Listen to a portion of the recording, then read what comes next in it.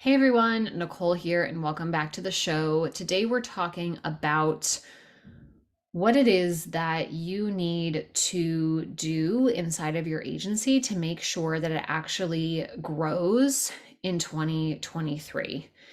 And oftentimes I hear agency owners talking about how they feel like they can't continue to grow the way that they're currently operating and that something needs to change, but they don't really know what. So I just got off leading a masterclass on how to grow your agency the right way in 2023. And when I say the right way, what I mean is to grow an agency that provides a great experience for all of your people, your clients, your team, and yourself too. Oftentimes, when agencies are growing, and sometimes what can give agencies a bad name is that as they're growing, they are getting more clients and making more money, and something has to give. So maybe the client experience drops, team experience drop, they experience turnover in both clients and teams, and it's very reactive. And so I'm on a mission to help agencies grow in a way that makes it a better place to work for everyone involved, a better company to be a part of, no matter what side you sit on. A lot of times we hear about ceilings in business and hitting a ceiling. And when this comes up, a lot of times we think about revenue ceilings. So it's like, oh, I can't break through $20,000 in my business or $30,000 in my business or $50,000 in my business. But I don't think what we talk about enough is that the same thing can happen on the operations side, where you can actually hit an operational ceiling in your business to where you can't grow your operations any further, and it prevents you from bringing on more clients and making more revenue. And so sometimes when people are having a revenue problem, it's not really the sales and marketing that's an issue. It's really the operational side that's preventing the business owner or whoever's responsible for marketing from going out and turning on that faucet of new clients that are coming in. This happens whether you have one contractor or two contractors or 10 or 20 employees. We all have times where we experience operational ceilings. And what I want to talk about in this episode is what's going on and what you can do about it so that you can continue to grow your company without you or anyone else in your business being the bottleneck. I have a client that says that she doesn't want her business to rely on her, but she also doesn't want her business to rely on any one person.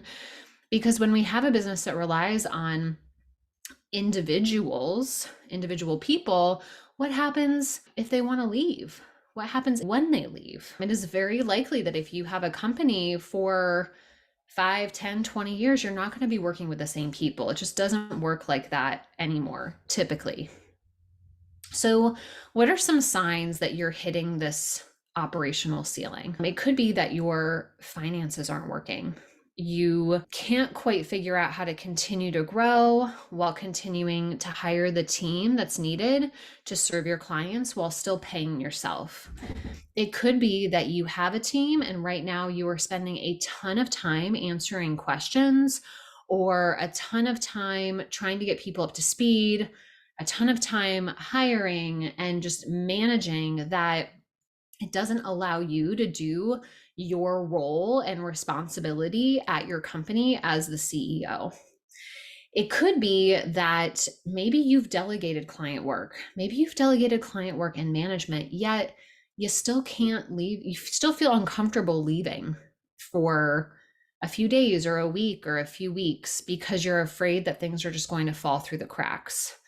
And it could be, like I said before, you just can't take on more clients the way things are currently operating.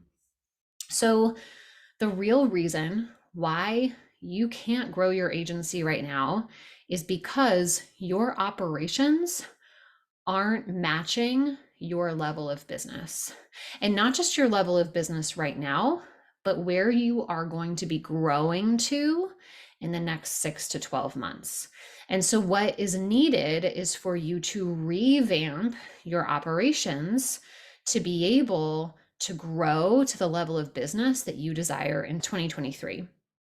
So I talk about the comparison when we talk about your foundations of your agency, and I compare it to a house foundation. So if you are looking, and maybe right now your business is like a 3-bedroom house and you want to make it a 6-bedroom house, you can't build a 6-bedroom house on a 3-bedroom foundation. It won't hold, it won't last. And so a big mistake that I see agency owners making is that they know that they want to grow. They've already experienced a level of growth. And so they start implementing the same strategies that they've been implementing, but it doesn't work as well because those foundations haven't been updated. So this is a big reason why right now, at the end of the year, I am running a 30-day agency accelerator program where we focus on revamping your agency foundations to be able to support the level of business that you're looking to bring in 2023. We talk about the foundational elements of your agency. So really examining and auditing your clients, your offerings, creating more scalable offerings based on where your business is at right now and what you've learned over the course of the past 6 to 12 months. We update and streamline your delivery process so it works better with team support based on everything that they've learned over the course of the past 6 to 12 months. And then we take a look at your financials so that you can continue to grow your team and pay yourself and pay your overhead. And that, again, like there's not something that's giving. We want to know what is it that needs to happen financially for you to be able to support this level of business. And so if you're interested in learning more about that, we kick off the week of November 28th. So you can head over to NicoleJacksonMiller.com/accelerate to learn more about that program. And it's a really great time of year because you can get this all in place and done so that, again, you can have that 6-bedroom foundation that you can really build upon in 2023. Okay. So let's go back to the different levels of what you are going to need to do operationally in order to be able to grow next year. So the first is your foundations. So like I said, the foundations of your business is what holds everything together. And when people come to me saying that they have a team issue, a communications issue, an expectation issue, I like to find the root cause. Oftentimes, usually, the root cause comes from the foundations.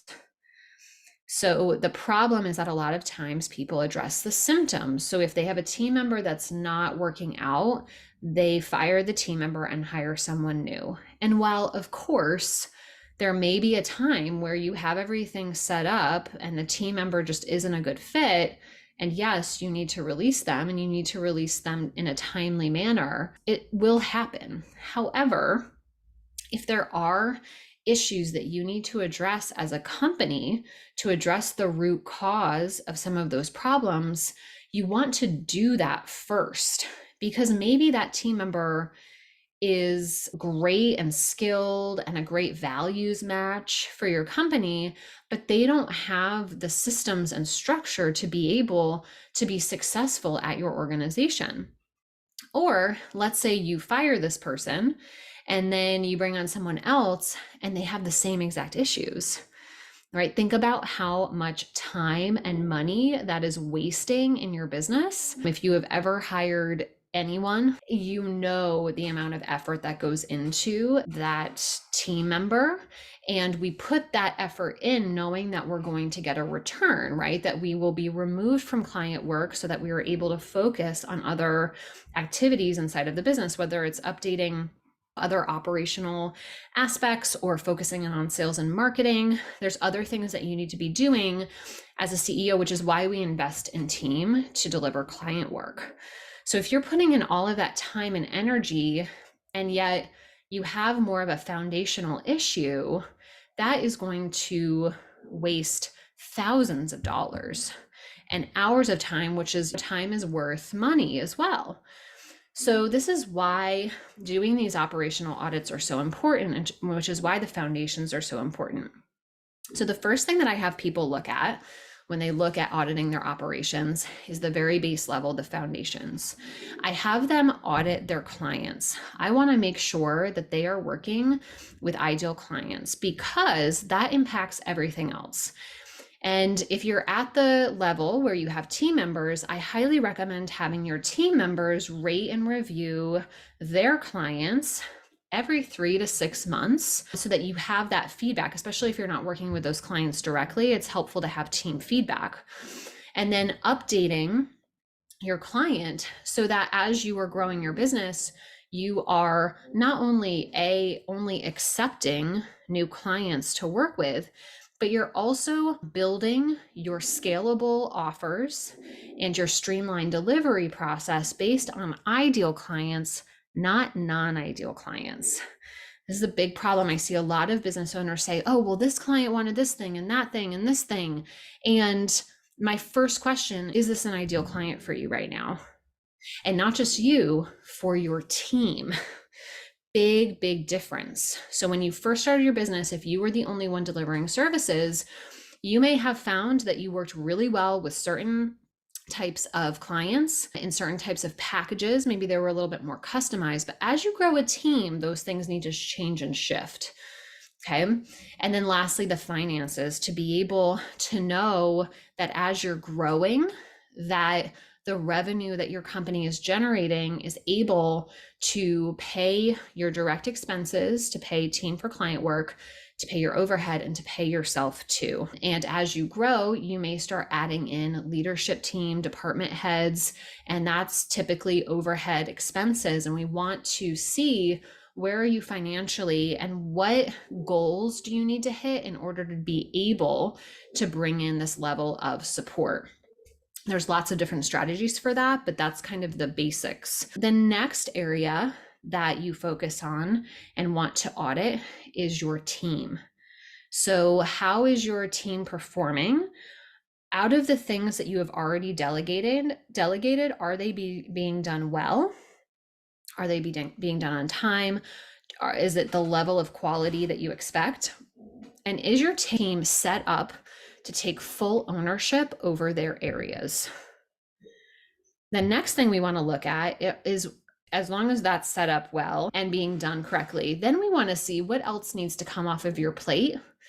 And what does the strategy look like for you to continue to get more and more work off of your plate when it comes to client work if you're still involved, but also management and leadership, right? That's the next thing that we want to delegate. We want to match that with your financial strategy to make sure that you are delegating things, not just the right things, but at the right time so that your business can support it. And then with team, we also want to think about standard operating procedures and training. So there are 2 different levels of processes that you want to have inside of your business. The first level is very much step by step. So this is what we do first, we do second, we do third, we do fourth. Once you get to the level where you are delegating strategy, creative process, and decision making, you will need another set of processes and guidelines for your team to follow so that they are able to make decisions and strategic decisions without you. And this is where I hear from a lot of business owners that they're like, well, this is so hard to hire for, or I might have to pay someone a lot of money to come in and have the expertise to be able to do it.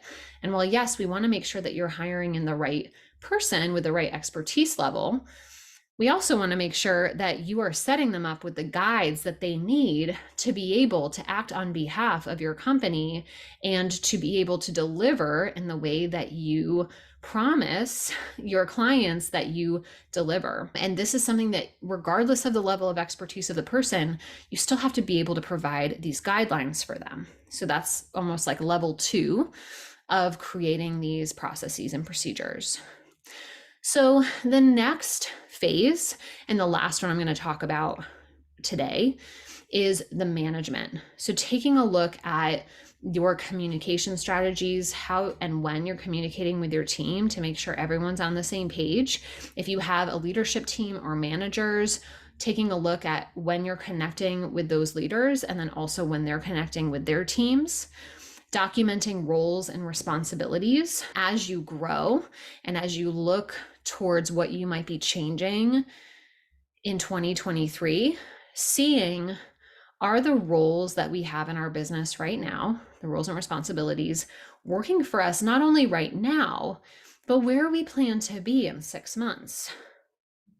So if you're at the point where you are still the manager in your business and you have team doing client work, what might need to shift in terms of the roles and responsibilities down the road? Maybe you might need to bring in a manager.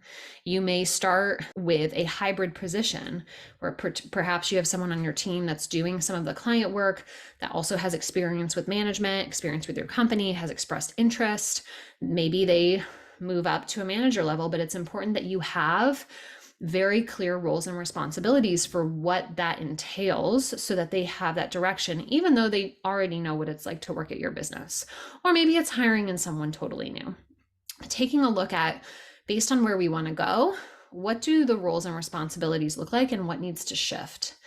And then obviously team success metrics. So sharing with your team the expectations that you have from the work that they're doing, the role that they're in, and sharing it with them, getting feedback, making sure that you're both on the same page. So those are really the 3 areas. We have the foundations, the team, and the management piece. And then there's a last piece that's called growth. And this is really where we take these evaluations and we implement them regularly and focus in on internal growth projects so that you can move from being a little bit more reactive in the business to being proactive in the business so that you aren't forced to make changes, but instead you make empowered decisions and you make changes before it becomes a disaster. Because agency owners are so busy doing a lot of things, we see little issues pop up or little red flags, and we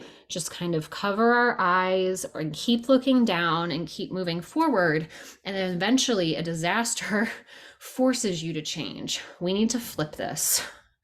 No more. If you're in a position like this right now, I need you to decide and commit to, even as uncomfortable it may be, to actually take a look at some of these issues, to do it. Because this is what is going to make you a better leader.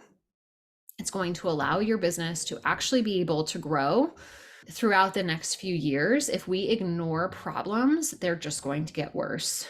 And so really stepping into the driver's seat of your business and of your agency and being the CEO, sometimes it feels really uncomfortable, but the more that you do it and the more that you practice it, it does start to feel a little bit easier. We become more resilient as business owners. Okay, so to wrap this up, the real reason why you can't grow your agency is likely because you are operating based on old ways of doing business, and you have hit a operational ceiling inside of your business. So your takeaway, your goal, your homework is to start focusing in on shifting and auditing and evaluating your operations, starting with your foundations, so that your business is set up for growth in 2023.